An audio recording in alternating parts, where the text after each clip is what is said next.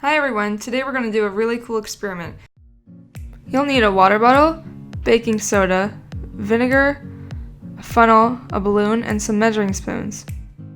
First, pour 6 tablespoons of vinegar into the bottle.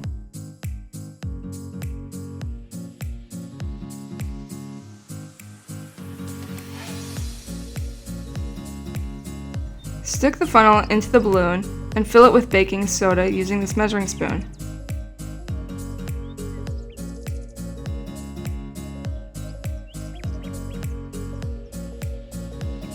We're going to use 1 teaspoon of baking soda, so I'll use this scoop 4 times in total.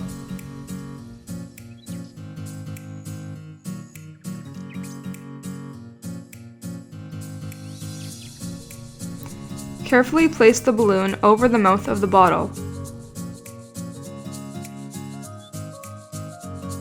Tilt the balloon upwards when it's securely in place. As the vinegar and baking soda react, they form sodium acetate, water, and carbon dioxide gas. The carbon dioxide is rising upwards and filling the balloon, causing it to blow up. Now that's what I call epic! You'll need a water bottle, baking soda, vinegar, candle, and a lighter. We're going to take the baking soda and put it in the bottle, followed by the vinegar, and the reaction that occurs is going to produce carbon dioxide, which will build up in the bottle and blow this candle out. So now we've added a baker's favorite drink, baking soda, to the bottle, and we're going to light up the candle and add vinegar to get the reaction going.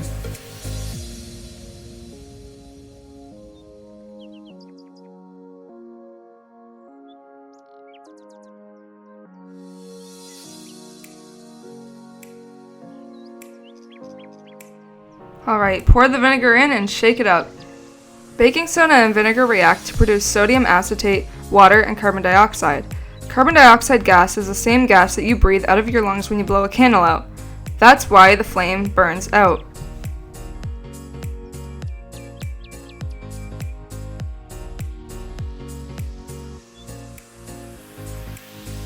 You need a beaker filled with water, an Alka-Seltzer tablet, a film canister, and its lid. We broke the tablet in half before dropping it into the canister. Quickly fill the canister about halfway with water, put the cap on, and place it upside down. Step back at least 1 meter from the canister to safely observe the reaction. I ran like Usain Bolt. The Alka-Seltzer tab contains citric acid and bicarbonate, which, when put into water, can mix together to form carbon dioxide bubbles. As these bubbles accumulate, the pressure in the canister builds up until it becomes strong enough to blow the canister off.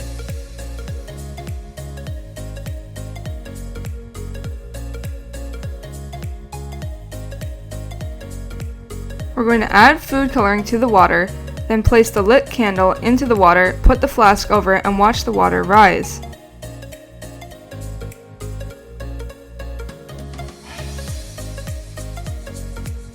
Add 3 to 4 drops of food coloring of your choice to the water and give it a swirl.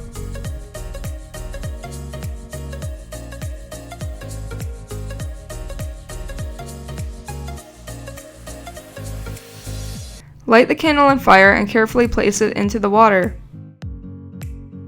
Make sure to have a nice bright flame.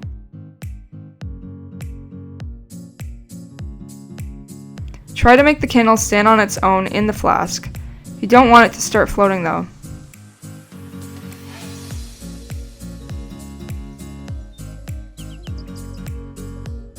Carefully, in one smooth motion, place the flask over the candle.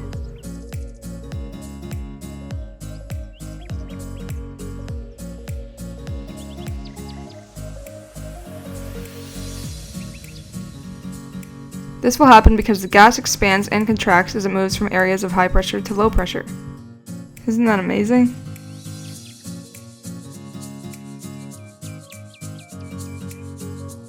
Today we're going to be making a lava lamp. You'll need some baby oil, tonic water, highlighter ink, and an Alka-Seltzer tablet.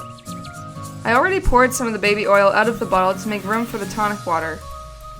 I used 100 milliliters of flat tonic water, which I stirred to get rid of the carbonation.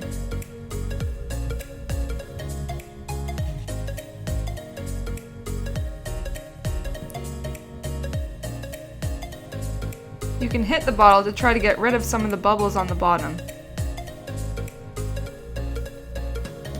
Now we'll add 15 drops of pink highlighter ink to the bottle. You can use any color, but bright colors work the best if you want your lava lamp to be able to glow in the dark under a black light. Food coloring is also a non-glowing alternative to the highlighter ink. Notice that the ink does not dissolve in the baby oil, but it does dissolve in the tonic water. This happens because the ink is hydrophilic, meaning that its molecules love water, and since they are attracted to water, they will happily mix with it. On the other hand, baby oil is hydrophobic, meaning that it fears water and it won't join itself to water-loving molecules. This is also why regular oil and water don't mix, and the oil stays on top of the water because it has a lighter density. I also decided to add 15 drops of green highlighter ink just to add an extra touch to our lamp.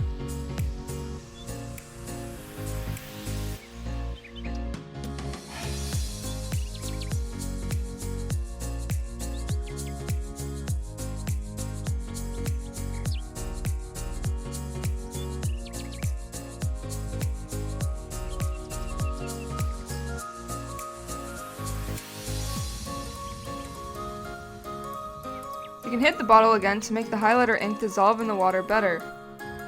Now take your Alka-Seltzer tablet and break it in half. Drop one half into the solution to get the lava lamp moving and grooving.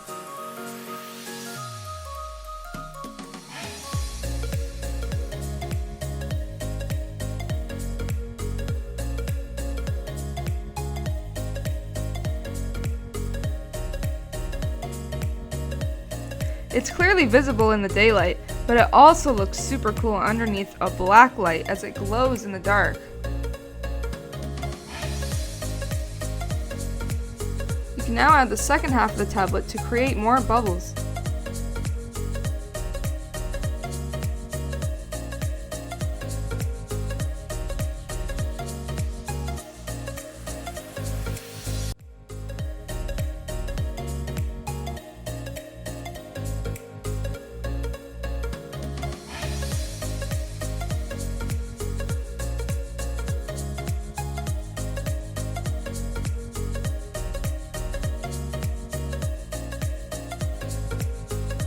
As you can see, most of the bubbling has stopped.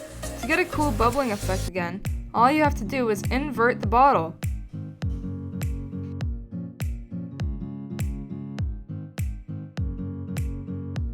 Now that the lamp has been stirred up, the bubbles will reappear. And there you have it, a homemade lava lamp.